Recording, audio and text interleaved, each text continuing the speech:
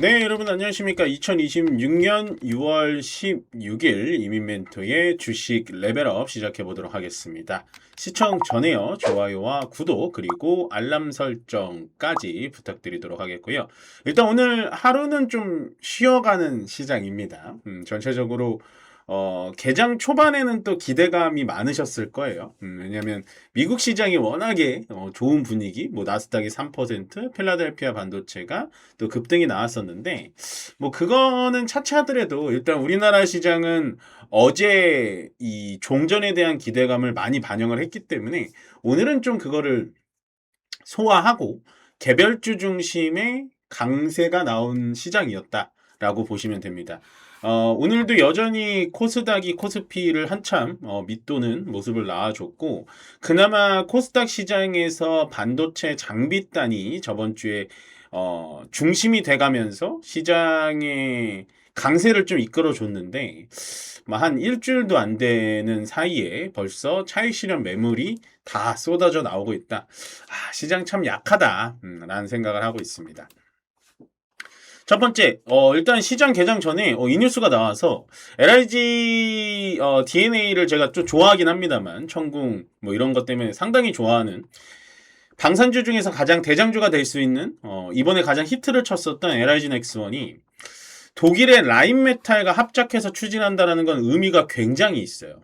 이게 어떻게 해석을 해야 되냐면, 원래 우리나라가 유럽 쪽에 방산 수출을 잘합니다. 기존에도 잘했는데 여기서 방산의 심장이라고 불리는 독일의 라인메탈까지 이런 식으로 LIG 넥스원이 붙여버린다면, 원래는 기존의 유럽의 폴란드라든지 이쪽 동유럽 쪽 있죠. 동유럽 쪽에는 상당히 수출을 잘했었는데 이 서유럽 쪽, 독일, 뭐 프랑스, 뭐 이탈리아, 뭐 조금 이제 유럽에 잘 사는 국가들은 어떻게 보면 좀 서쪽에 몰려 있거든요. 거기에 중심지인 원래 방산에서 최강자라고 불렸었던 라인메탈에까지 들어가게 된다면 상당히 방사는 또 다른 모멘텀이 생길 가능성이 높다. 그래서 조금은 묵직한 뉴스면서 되게 기분 좋은 뉴스입니다. 결국엔 이 뉴스가 나오면서 LIG 디펜스 앤 에어로스페이스는 물론 급등을 했고, 뭐 그 뒤를 따라서 하나 에어로스페이스, 하나 시스템, 뭐 현대 로템, 한국항공 우주, 뭐 이런 전체적인 방산주들이 오랜만에 굉장히 좋은 모습 보여줬습니다. 저는 이거 굉장히 큰 뉴스라고 생각합니다. 그 다음에 오늘 BOJ 기준금리가 좀 중요하다라고 말씀드렸죠. 어제부터 시작되는 이제 BOJ 그 기준금리 결정에 대해서 결국에는 인상할 거라고 뭐 누구나 다 예상을 하고 있었고, 다만 원래 마이너스 금리로 계속 기조를 유지했었던 일본 중앙은행이 한 1년 만에 기준금리를 1%까지 올린 겁니다. 그러면 금리를 한 4번에서 3번 정도 올렸다라는 건데, 현재 일본은행의 기준금리 1%는 31년 만에 최고치. 일단은 기준금리라는 게 이제 BOJ에서 올린 거는 시장에서 예측을 했기 때문에, 그럴 수 있겠구나, 라고 생각할 수는 있겠지만, 조금 더 면밀히 좀 보자면, 이게 이제 기준금리가 다음에 또 올리게 되고, 우리나라도 금리를 올리게 되고, 뭐 이런 분위기가 점점 고착화되면, 사실은 주식시장에서는 좋을 게 없어요. 예, 그때 되면, 현금 비중을 조금 더 가져가야 된다라는 말씀을 많이 드리고 있는데, 결국에는 이 엔화가 세계 시장에서 그래도 먹어주는 파워가 있잖아요. 뭐 달러만큼은 아닙니다만, 그래도 엔화 하면은 시장에서 엔캐리 자금이라는 것도 쫙 흡수를 할 수 있고, 그래서 이제 우에다 총재 발언을 좀 살펴보고 좀 했지만, 뭐 크게 매파적이게 발언을 하지 않아서 전체적으로 시장에 부담을 주진 않았습니다만, 그래도 일본도 금리 올렸다. 그러면 여기서 힌트를 얻어갈 수 있는 건, 미국은 이제 내일 FOMC 회의가 열립니다.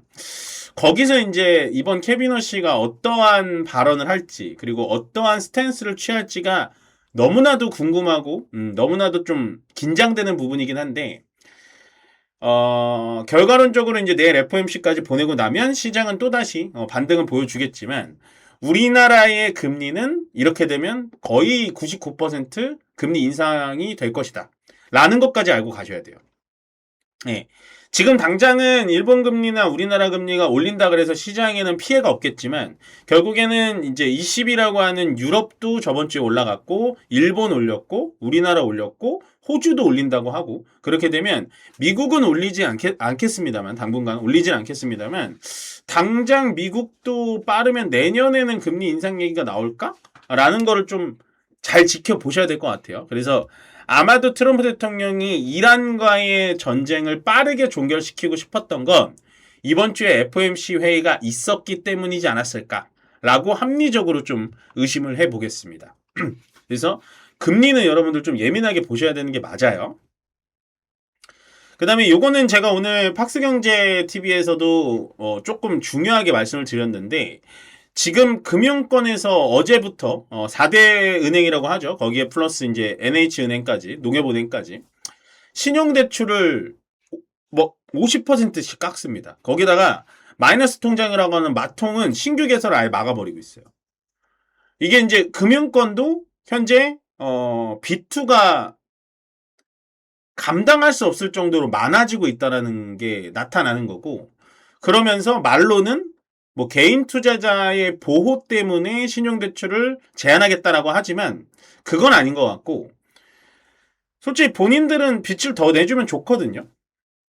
그 이자로 먹고 사는 게 그 돈놀이로 먹고 사는 게 은행이기 때문에 근데 이제 아마도 금융권에서는 생각했던 예상치보다 대출이 더 나가게 되면 거기서 만약에 나가서 이 사람들이 다 주식을 해서 주식이 폭락을 해가지고 파산하게 되면 금융권도 위험해질 수가 있다. 라는 생각에 이제 마지노선을 넘어서 신용대출을 절반을 줄이고 마통을 개설 안 하는 겁니다. 예.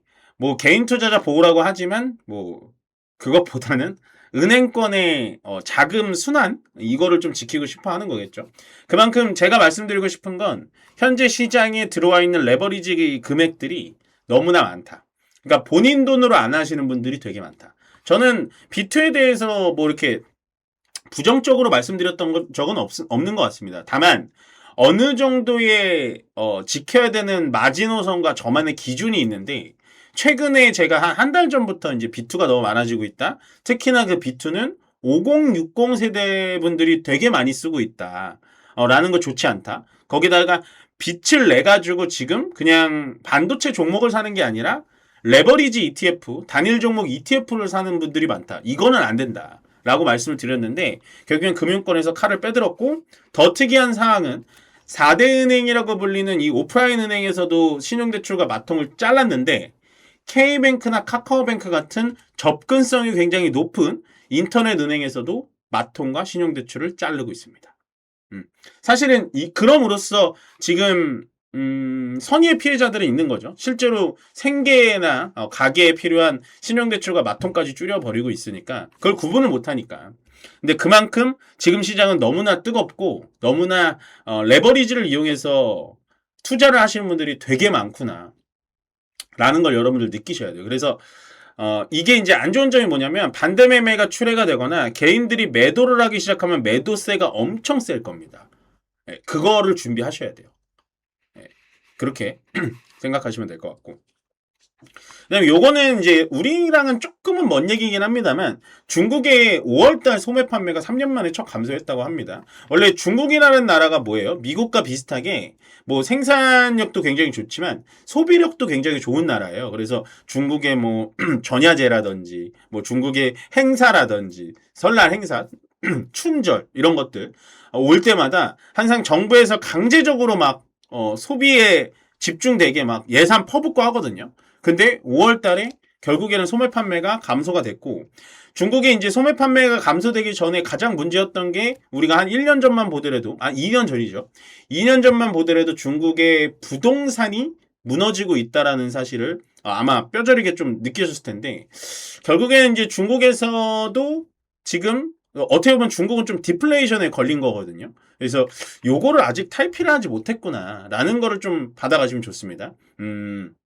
물론 뭐 중국에 대한 경제 상황이 우리나라 증시와는 많이 연계가 돼 있진 않아요. 근데 예를 들어 이런 거죠. 우리나라가 중국인 관광객들을 많이 받았는데 만약에 뭐 소매 판매가 어려워지면 중국인들 입국객 수가 좀 줄어든다라든지 그런 거에는 좀 피해가 있을 수 있다. 그래서 중국도 지금 경기가 만만치 않구나. 라는 생각을 해요. 근데 저는 이런 걸 보면서 항상 느꼈던 게 뭐냐면 사실은 우리나라도 경기가 좋을 게 없거든요. 뭐 우리나라도 뭐 어떠한 게 특별하게 뭐가 터지지 않고 실질적으로 전체적인 가계 빚도 많이 늘어나고 있고 물가도 많이 올라가고 있고 물가가 올라가는 데 플러스 뭐 고유가까지도 겹치고 있는 좋지 않은 상황인데 정말 다행인 게 이런 걸 보면서 제가 느끼는 건데 정말 다행인 게 반도체를 갖고 있기 때문에 그나마 버틸 수 있구나. 반도체를 호령하는 회사 두 개가 있기 때문에 세수가 많이 들어와서 조금은 그래도 돌아갈 수 있겠구나 라는 다행을 느낍니다. 항상 삼성전자, SK 하이닉스 보유국이라는 사실에 좀 자부심을 느끼면서 강세업종 보겠습니다. 신재생에너지가 되게 강한데 뭐 바로 풍력 관련된 종목들 상한가로 말아버렸죠. 제가 신재생을 말씀드리면서 항상 강조를 드렸던 건 태양광과 풍력 중에 꼭 선택을 해야 된다면 저는 풍력을 선택하겠다. 왜? 우리나라의 국내에서 당장 밀어붙이고 당장 활성화할 수 있는 건 풍력이다. 태양광은 물론 우리나라가 못하는 건 아니지만 오늘 한국경제신문에서 나왔죠. 우리나라 태양광이 만들어내는 기술력, 그러니까 생산력, 생산비라고 하죠. 제조 비용보다 중국은 거기에 10분의 1 가격으로 만들어버립니다. 물론 풍력도 중국이 잘해요. 근데 우리나라는 자체적으로 땅덩이가 좁고 삼면이 해안이기 때문에 해안 풍력 발전이 가능하다. 그래서 오늘 신재생 에너지가 정부 정책 때문에 올랐는데 보시면 태양광보다 풍력이 훨씬 강하죠. 그것이 힌트다. 제가 풍력이 뭐 우리가 미국 이란 간 사태가 나타나고 나서 풍력이 엄청 떨어졌는데도 불구하고 종목 상담이 들어올 때마다 말씀드렸던 건 괜찮다. 다시 올라올 거다. 라는 말씀을 많이 드렸는데 결국엔 신재생에너지 오늘 좀 의미 있는 반등이 나왔고 제약바이오는 코스닥이 안 좋은데도 불구하고 그나마 좀 잘 버텨줬다. 근데 그렇게 생각하고 싶어요. 제약바이오의 반등이 저는 반갑지만 의미가 있는 반등이라고 보여지진 않습니다. 그러니까 오늘의 반등으로 제약바이오가 이제부터 대장주가 될 거야. 그러니까 저번 주에 반도체 장비 쪽처럼 강하게 올라가 주지 않으면 그리고 그 강하게 올라가 주는 기간이 일주일은 넘어야 된다는 거예요. 반도체 장비도 한 이틀 올라가니까 오늘 어제 쭈르륵 밀리죠. 그러니까 이게 코스닥에 지금 수급이 너무 안 몰리고 있다. 그렇지만 오늘 반등은 좀 반갑다. 그 다음에 이제 건설. 재건주들은 어저께 못 가는데 오늘 가죠. 네. 그러니까 이게 하루 있다가 반영이 되는 게 아니고 어제 왜 재건주가 안 갔지? 라는 사람들을 다 털어버리고 오늘 출발하는 겁니다. 그래서 저는 건설은 재건, 원전이 살아있기 때문에 괜찮고 방산은 말씀드렸죠. LIG DNA 때문에 방산이 전체적으로 좋았다. 양세업종에서 좀 잡아보세요. 반도체, 코스닥 반도체, 소부장이라고 불리는 코스닥 반도체가 이틀 연속 10%, 20% 급락이 나오는데 뭐 괜찮습니다. 그간에 많이 상승을 했기 때문에 뭐 제자리로 돌아오더라도 저는 반도체 장비 쪽, 특히나 소부장 중에서는 장비 쪽이 여전히 올라갈 가능성이 굉장히 높다. 항공주들 하루 만에 또 하락이 나왔고 2차 전지가 요즘에 꿈틀꿈틀 대다가 많이 못 올라가고 있는데 여전히 저는 반도체에서는 현재 제약바이오 말고 원래 제약바이오 좋아하는 사람이지만 제약바이오 말고 코스닥의 반도체 2차 전지 쪽은 여전히 집중해보자 라고 말씀드리겠습니다. 네, 일단 오늘 시장은 오전보다는 좀 재미가 없어서 많이 기운이 빠지실 수 있는데요. 뭐 크게 의미는 없습니다. 이 시장이 그간에 이제 목요일, 금요일, 월요일까지 굉장히 강했기 때문에 뭐 오늘, 내일 정도 좀 쉬어질 수 있습니다. 시장은 오히려 이런 식으로 좀 조금씩 올라가는 게 가장 무서운 거니까요. 오늘 시장에 너무 실망하지 마시고 끝으로 좋아요와 구독 그리고 알람 설정 부탁드리면서 저는 여기서 물러가도록 하겠습니다. 고맙습니다.